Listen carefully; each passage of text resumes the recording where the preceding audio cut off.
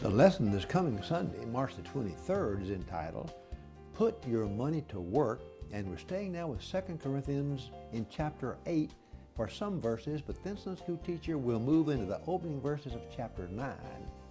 And then the Sunday for March the 30th will continue with that in chapter 9 and follow up on this lesson.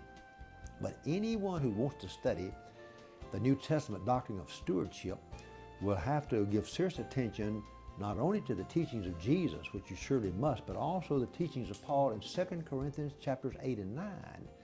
Now, there are other passages in the New Testament, but this is probably the longest section that we have in our New Testament on this matter of giving, as Paul writes now to these Corinthian Christians, urging them to participate now in a love offering to help the needy saints, the needy believers who live in the Jerusalem area, in Judea, very likely the Jerusalem church.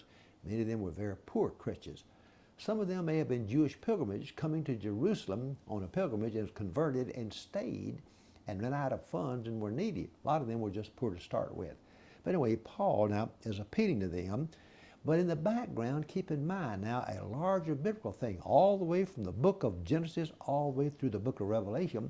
There's some basic theological foundations that Paul had in mind because he was a devout Jew, reared in the Jewish Old Testament, converted to Christ then, and became such a great Christian. But keep in mind now that he was convinced that when this life is over, every human being is going to answer to God for how they've lived their life, how they have spent their time, and how they spent their money. Now let me repeat that. Paul's theology was such that in the background, as he writes this, he's convinced as a devout Jew that the Bible taught and that reality was such that when life is over, every human being will stand in judgment day. The Bible is very clear. The book of Revelation teaches that, but even more important, Jesus said that. Jesus said the day is coming, we'll be gathered into sheep and goats, the right and left.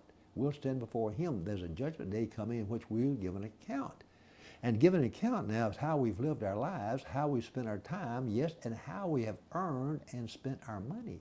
So keep that in mind. So Paul was convinced now that one day we'd give an account.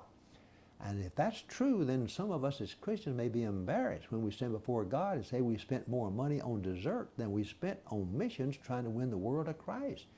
We might be embarrassed to say that some Christians spent more money on liquor or on cigarettes than they did giving to help feed the poor and the needy. So keep in mind, if people really believe that we're going to give an account, and Paul does, Paul believes that we're going to give an account now for time, life, and how we spend our money in that way.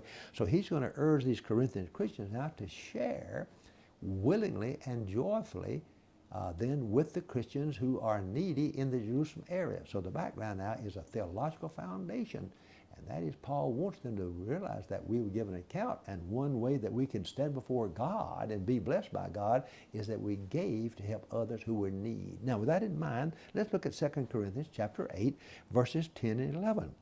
Paul now is dealing with the methodology. In last Sunday's lesson, we dealt with motivation. He used the Macedonian Christians to motivate them. Now, he's giving something of the methodology. He says, by the way now, it's been about a year since I mentioned this to you, and you started thinking a year ago. So in other words, this is not just a last minute thought. I've been talking with you about this now for a year. And you've been thinking about it for a year. And he says now in verse 11 of chapter 8,